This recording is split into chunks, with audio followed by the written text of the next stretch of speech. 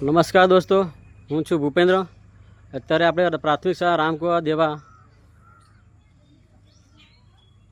વિદ્યાર્થીઓ છૂટી ગયા છે અને અત્યારે એમના રસ્તાની કોઈ બહુ મોટી પ્રશ્ન થઈ રહ્યો છે.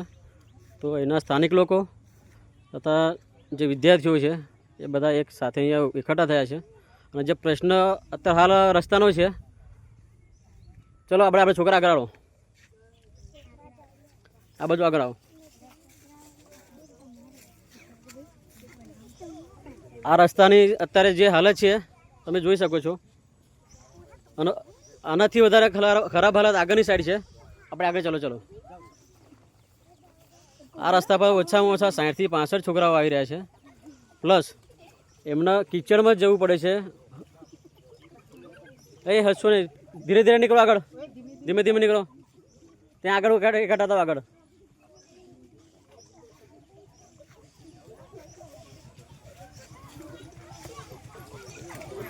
આ લાઈવ દ્રશ્યો આપણે બતાવી રહ્યા છીએ હાલમાં કે રસ્તામાં જે છોકરાઓને તકલીફ પડી રહી છે, પ્લસ સવારમાં એમના મમ્મી એમના સરસ મજાના કપડાં પહેરાવી નવરાઈ ધોરાવીને એકદમ ટકાટક થઈને મોકલે છે, છતાં અહીંયા આ લોકો જેવા પાકા રસ્તે આ બાજુ વળે છે એવા કાદવ કિચડવાળા બની જાય છે.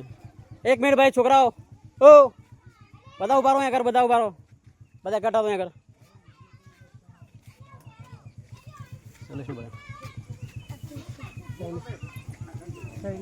એક મિનિટ બધા ઉભા રહો.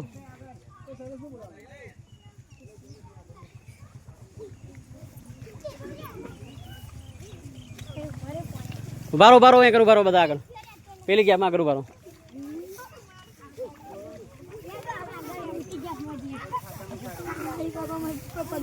પેલી સાઈડ ઉભા રહો.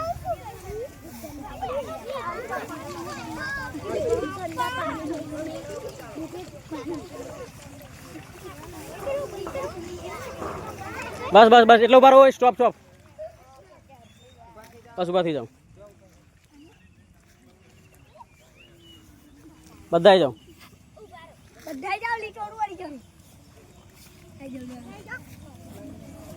આગળનું માજો કેમેરા.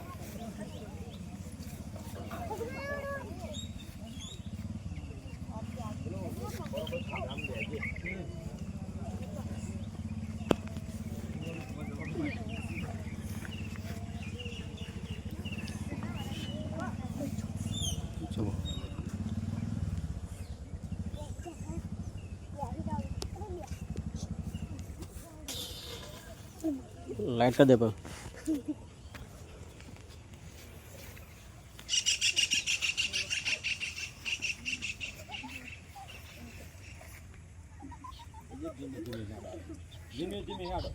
છોકરાઓ તમને સવારમાં આવતા શું તકલીફ પડે છે? અહીંયા સવારમાં આવતા તમને તમારા મમ્મી નવા કપડાં પહેરીને નહીં ધોઈને કમ્પ્લેટ અહીંયા મોકલે છે, બરાબર?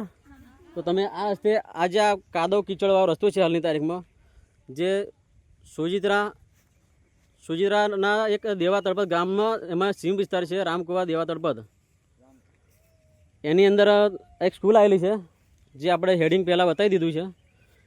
એની અંદર જે 60 થી 65 છોકરાઓ અભ્યાસ કરી રહ્યા છે. તો એ લોકોને અત્યારે રસ્તાની બહુ જ તકલીફ પડી રહેલી છે અને એમાં આ લાઈવ દ્રશ્યો તમે જોઈ રહ્યા છો હાલની તારીખમાં. આ જુઓ, છેક સુધી આવ્યું, લગભગ 300 મીટરનો રસ્તો છે. તો આ રીતે લોકોની હાલત, છોકરાઓની હાલત બહુ ખરાબ થઈ રહી છે. છોકરાઓનું ભવિષ્ય બગડી રહ્યું છે. ઘેરથી એમના મમ્મી નહીં ધોઈને એકદમ કમ્પ્લીટ ટકાટક કરીને મોકલે છે. અહીંયાથી જેવા પાકા રસ્તે આ બાજુ વળે છે અને એકદમ કાદવ કિચડવાળો રસ્તો હોય છે. તો તમે આ લાઈવ દ્રશ્યો જોઈ રહ્યા છો. બોલો છોકરાઓ, શું તકલીફ પડે તમને? સ્કૂલ આવતા તકલીફ પડે? હા, પાણી કેટલું હોય છે? પાણી કેટલા આવે? બીજું શું જોવા મળે વરસાદમાં અહીંયા રસ્તામાં? સાપ એવું જોવા મળે? હા.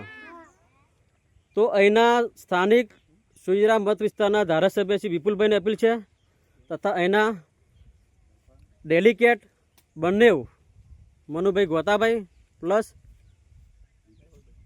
મેહુલભાઈ, તમે અહીંયા તમારો જ મત વિસ્તાર છે અને તમારા જ મત વિસ્તારની અંદર છોકરાઓને જે તકલીફ પડી રહી છે એ કેમ કરીને ચલાવી લેવાય? તમે એક વિઝિટ કરો. આમ તો અમુક લોકો વિઝિટ કરતા જ હોય છે, પણ તમે એક વિઝિટ અહીંયા કરો. અહીંયા એક વિઝિટ મારો મેહુલભાઈ મનુભાઈ ગોતાભાઈ વિપુલભાઈ ધારાસભ્ય શ્રી તથા એના ભૂતપૂર્વ સરપંચ બહુ ઘણા બધા વાયદા તમે કરી ચૂક્યા છો.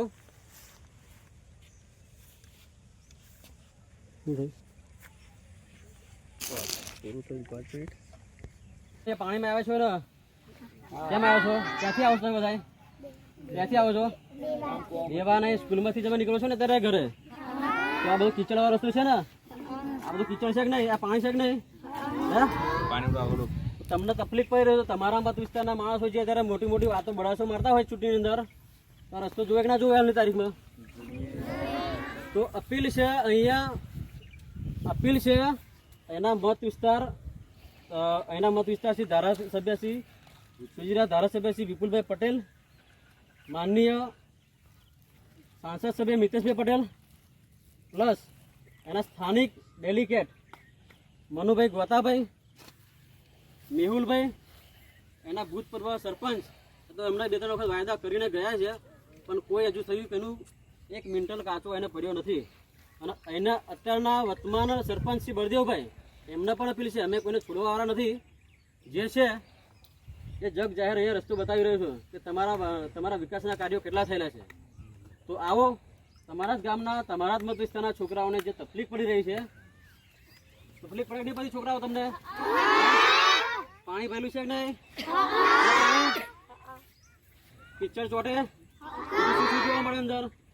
ચોમાસામાં તમે આવતા તો સાપ દેડકા જોવા મળે ને, કાચબા જેવું વસ્તુ.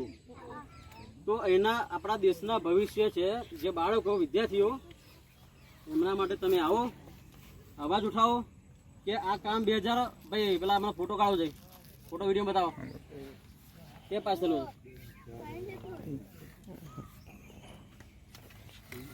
આ જે ફોટો બતાવી રહ્યા છે હાલની તારીખમાં એ ગઈ 16 ઓગસ્ટ 2024માં પાસ થયેલો છે 32,50,000.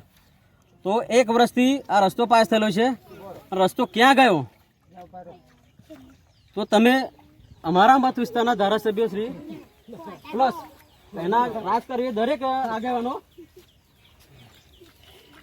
અહીંના દરેક આગેવાનો રાજકારણીય તમે આવો લાઈવ રસ્તામાં આવીને જુઓ કે છોકરાના અહીંના જે તમારા સમાજના છે કે બીજા બહારના કોઈ છે નહીં, તો સમાજની મોટી બળાસો મારતા હોય તો આવો, આ રસ્તા ઉપર તમે કંઈક તાત્કાલિક ધોરણે કાર્યવાહી કરો.